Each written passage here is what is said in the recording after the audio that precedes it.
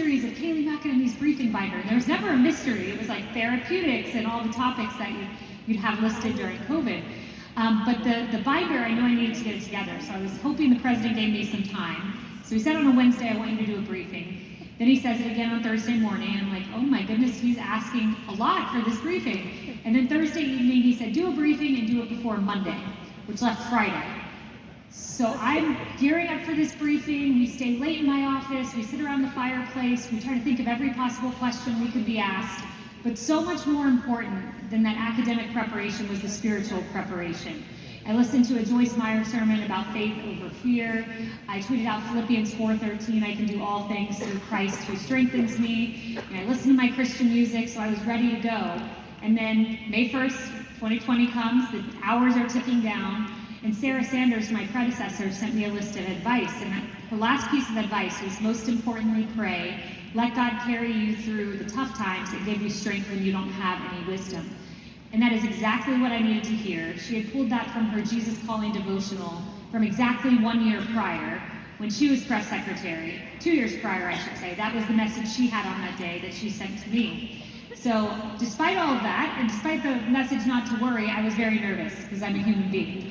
And I got down in the West Wing bathroom, and I said a prayer on my knees, God, give me this serenity, give me this peace. And when I stood at the podium, I went from nerves in my office and my assistant getting my family on speakerphone to pray with me to a total and complete serenity like I'd been there my whole life. And it was easy, almost. And it was nothing I did. It was because there were millions of men and women of faith across the country who prayed for me and prayed for the administration. So if you prayed for the administration, thank you. And that was it. That's amazing.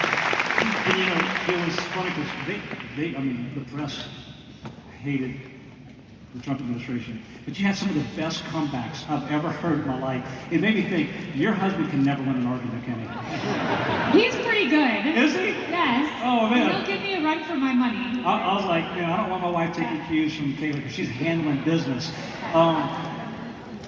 This isn't the notes, but I've asked you before, and I thought the other day, I was like, you worked for a guy who had an entire TV show dedicated to firing people.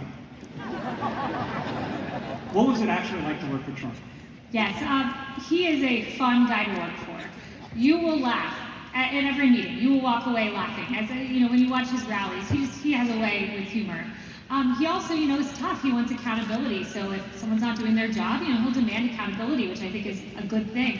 But what a lovely person to work for. And one anecdote I share that really tells you about what President Trump is like is, one night we board Marine One. That's the helicopter you see on the White House lawn. It takes off, it goes to Joint Base Andrews, where you all board onto Air Force One. You all see these images on television. So I'm getting on Marine One, we're going to a rally, I think it's a Saturday night, and I get on this Marine One helicopter, and there's only like 8 of us on board. The president looks at me and goes, "Why are you here?" I'm like, oh no, this is the guy to your point that fires people on the You're waiting to hit that desk. I'm like, this is not a good question to be asked. And I said, Mr. President, I'm your press secretary. He said, no, I know that, but you could have sent one of the young kids in your office to go on this trip. You didn't have to come. It's Saturday night. What's your husband doing? What's your daughter doing? And I said, well, my husband is playing baseball, and he might pitch tonight. My husband was playing professional baseball at the time, and he goes, wait, your husband's playing professional baseball and may pitch tonight, and you're going to a Trump rally? And he turned around and said something like, the Trump rally, the greatest show on earth. And we get on Air Force One, and all night he's asking, is your husband pitching? Is he on the mound? What's he doing? And I'm like, surely he's gonna go do this rally, forget about it, go, be the leader of the free world and forget about my personal life. Nope, the whole night he's asking if Sean's pitching. And then finally we land in the White House lawn on Marine One, blades of grass blowing back, and he looked at me and he goes, Kayleigh, go to my private dining room outside of the Oval Office and put on the baseball game, and you put your feet up and you watch your husband pitch, which I did not do. But the second part of what he said meant so much. And he said, and next week, go be with your family, go be with your husband, go be with your daughter, because nothing matters more than family. And that said so much to me about him, and to see him foster that relationship with my family was very beautiful. That's the stuff we don't get to see or hear about all the time. Yeah. Well, you are a mom, and you were in that high pressure position really young with kids. And I believe there's a lot of moms and especially for women, it's hard because you want to balance career and kids. You feel that calling for both passionately. How did you manage that? Yeah, you know, I think when you're married and you're wanting to go down that path and have a child, there's never a wrong time to have a child. There just isn't. Every child is a blessing. From moment of conception, in every circumstance, a child is a blessing from God that is given to us. And, you know, for me, I knew I wanted that blessing in my marriage, in my life.